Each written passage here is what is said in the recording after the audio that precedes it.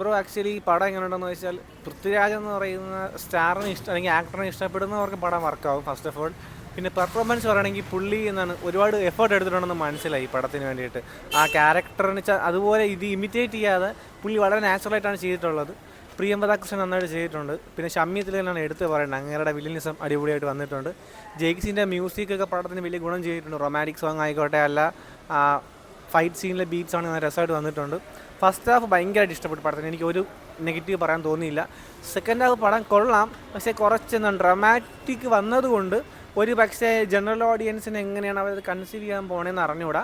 പക്ഷേ ഓവറോൾ തന്നെ നമുക്ക് ഒരു എക്സലൻ്റ് ഒന്നും അല്ല, എന്നാൽ ആവറേജ് ഒന്നും അല്ല പറയാൻ പറ്റാത്ത ഒരു അവസ്ഥയാണ്. പക്ഷേ രസമുണ്ട് കണ്ടിരിക്കാൻ. പിന്നെ തെലുങ്ക് പുഷ്പയൊക്കെ വെച്ച് നോക്കുമ്പോൾ ഇത് എത്ര ഭേദമെന്ന് അറിയാമോ? ഇതൊക്കെ കണ്ടിട്ട് അങ്ങനെ പടം എടുത്താൽ നന്നായിരിക്കും, കാരണം ഇത് നല്ല രസമായിട്ട് വന്നിട്ടുണ്ട്. പിന്നെ ഒരു നോവലിൻ്റെ ഒരു അഡാപ്റ്റേഷനാണ് ഇത് ആക്ച്വലി. അത് കുറച്ചുകൂടെ ജസ്റ്റിസ് ഒക്കെ കൊടുത്ത് എടുത്തിട്ടുണ്ട്, എന്നാലും കണ്ടിരിക്കാൻ ഒരു രസമുണ്ട് ബ്രോ.